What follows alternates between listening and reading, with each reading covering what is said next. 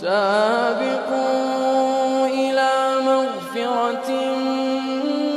من ربكم وجنة عرضها كعرض السماء والأرض أعدت للذين آمنوا بالله ورسله ذلك فضل الله يؤتيه من يشاء والله ذو الفضل